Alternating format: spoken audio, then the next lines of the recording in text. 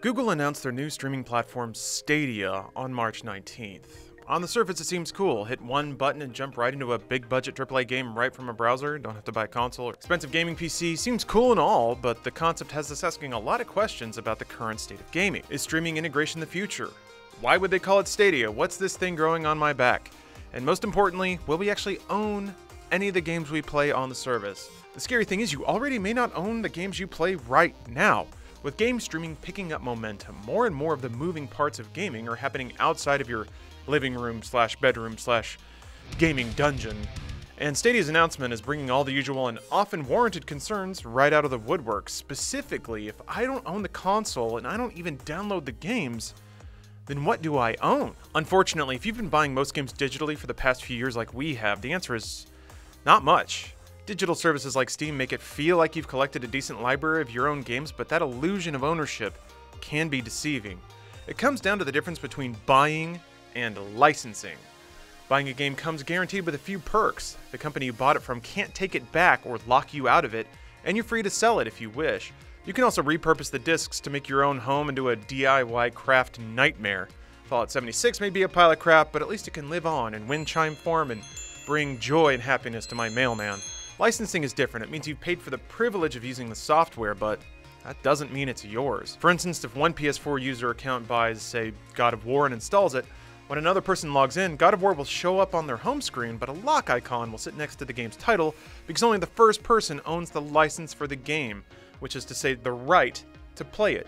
Just because it's sitting on your console doesn't mean you can play it. Totally different than how cartridges used to work. If you had it, you plugged it in, turned it on, anyone could play. And licensing is a finicky business to be in. When agreements between companies reach their end, they can have a direct impact on games. For example, Grand Theft Auto 4 recently lost a lot of its in-game radio music, and Alan Wake was pulled from store pages for about a year for the same reason. Songs have disappeared from Rock Band games and DLCs years after release, which is a rough deal when it's a music game that exists for the sole purpose of using licensed music. Obviously, these agreements aren't exactly the same as when you buy games digitally, but it's a tangible reminder of how fragile these setups can be. Whereas good old, reliable, physical games would never dream of hurting me unless they break or get stolen, or TVs just don't have the inputs for old hardware anymore, or it looks tacky when you have 18 plastic boxes with wires strewn all about your living room. Whatever. There's still a lot to be said for direct physical ownership, though. My parents' house is cluttered with boxes and boxes of old game discs and cartridges mixed in with old denim and abandoned dreams of the past. Barring dead batteries and hardware failures, many of those old games are still in perfect working order, and licensing mistakes won't impact them. It's a snapshot of the past that will continue to persevere as long as the medium to access them stays alive. However, next to all those old games are stacks of VHS tapes, CDs, DVDs, books, and cassettes, all serving as a reminder that what's happening in games isn't a new phenomenon. Also, fuck y'all, Third Eye Blind is timeless, never goes out of style, and you will have to bury me with their 1997 self-titled cassette. The truth is, we've seen ownership deprecation happen to so many other mediums as people are buying less and less physical media than ever. CD sales in the US have gone down by 80% in just a decade, while digital game sales are at an all-time high, and it's just going to keep growing and growing. Remember when you used to own all your media? Whether that meant buying an actual DVD or downloading the Phantom Menace hidden scenes.mp4 from some bastard stepchild of Napster, it was still yours.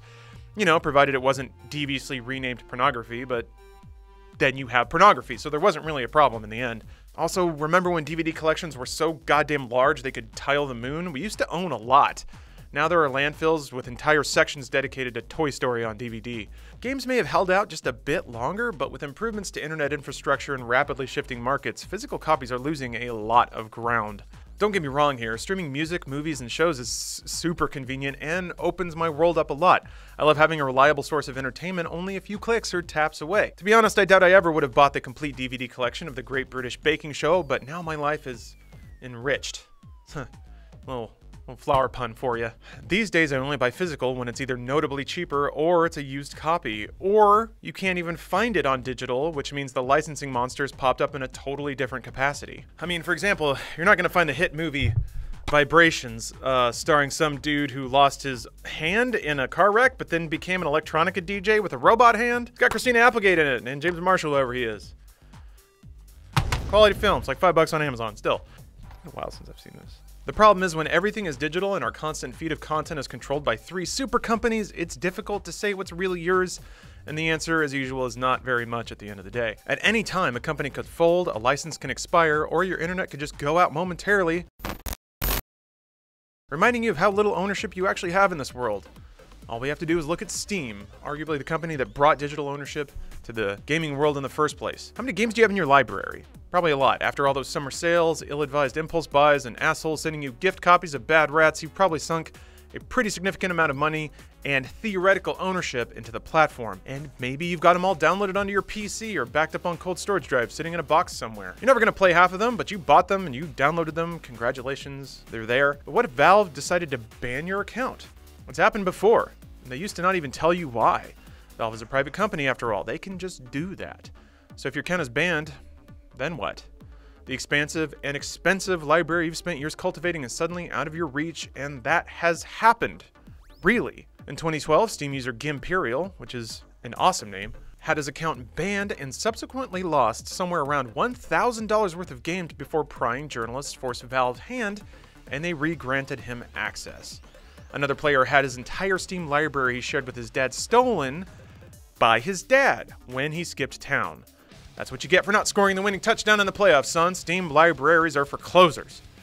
Wow, there's actually a lot more to unpack there than I thought, but the point is, if your account is locked or hijacked, your games may not be yours anymore. At least hard disks will continue to work, no matter how long it takes to run out and get a pack of cigarettes, right? He'll be back someday, he promised. Here's another example for you. Everyone's favorite publisher, EA, recently updated their terms of service, and yeah, you can probably guess it's not good news.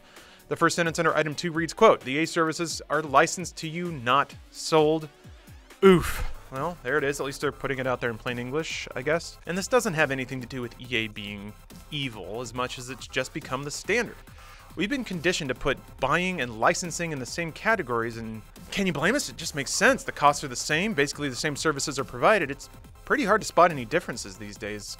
Kind of by design. Fortunately, at least for now, though physical game sales are diminished, they are still viable. If you're trying to avoid buying digital, a disc will get the job done just as well for now. But what happens when the largest game in the world is 1, only available digitally, and 2, constantly changing? That's right, Fortnite. You thought you found the one video about gaming that wouldn't talk about Fortnite, but here you are. Hope shattered just like me when my dad took my Steam library. Just like your father's love, you can't really own Fortnite. For one, it's free, yeah, but don't focus on the price. Let's look more at the product itself.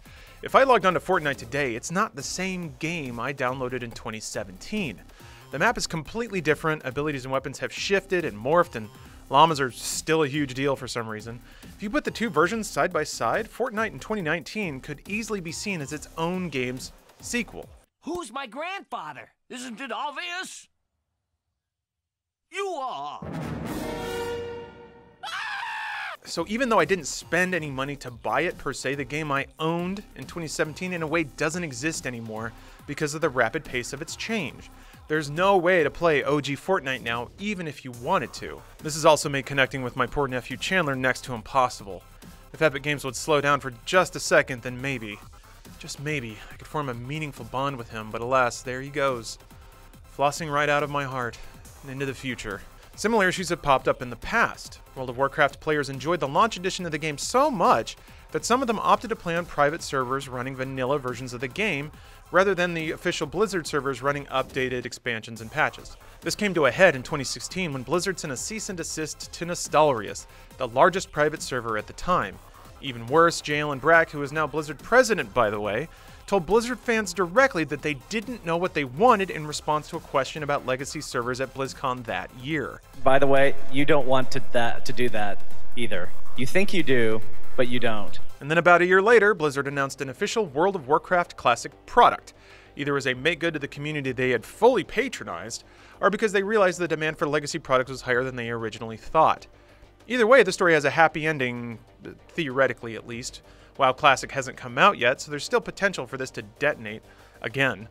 But this is a direct case of companies exerting control over the life of a product long after it's been released. Basically saying you can only revisit the past on our terms, and only if you're paying us to do it. Not to mention the fact that fans of the original WoW haven't been able to play the game they love for years now, waiting on a big corporation to quote-unquote officially do what the fan community already did.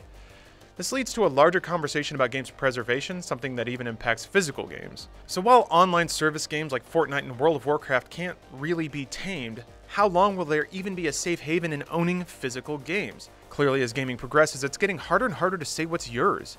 Even actual physical consoles exist in a weird gray area. In 2011, a hacker reverse-engineered a PS3 and shared the hack, which gave him complete control of the hardware and coincidentally got the attention of Sony's legal team. The suit was eventually dropped, and to be fair, it was kinda stupid of this dude to share the hack in the first place. But even if he'd kept it to himself, game consoles fall under the DMCA, and even privately modding them can be a serious offense. So even if you buy a physical box, you actually don't own the rights to what's in it. You just own the rights to use it. That's America for you, I guess. So whether Google Stadia is a success or not, as gaming stands now, this is a good time to stop and think about how much is actually yours. Because the decisions you make now about what you own and how will ripple down through the next few decades of how you interact with media. And if you want to take back control of your library, more power to you. Just be aware that market forces are going to continue to evolve and push streaming on you, and you'll need to accommodate for that. Personally, I need to shout out the communities that have dedicated themselves to preservation. Usually when I get the itch to play an old game again, some cursory Googling can turn up just about every tool needed to get it running on a modern PC. Without the brave souls out there writing 3DFX glide wrappers and dumping ROMs, we'd have lost tons of gaming history. If this topic interests you, I encourage you to check out the nonprofit Video Game History Foundation at gamehistory.org. These are exactly the concerns they've been raising for years and are working tirelessly to ensure that games aren't lost in a sea of corporate licensing agreements and short-term cost-cutting decisions. Aside from that, we'd love to know where you stand on the issue. Are you okay trading permanence for convenience? Or do you have stacks and stacks of discs sitting around in your apartment sabotaging your dating attempts? Let us know in the comments, and thank you for watching.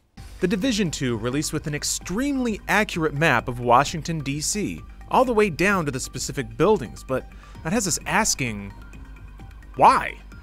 As graphics improve and we inch closer to Moore's Law meaning almost nothing, innovation in gaming has begun to take on new forms. You can't market a game on smooth facial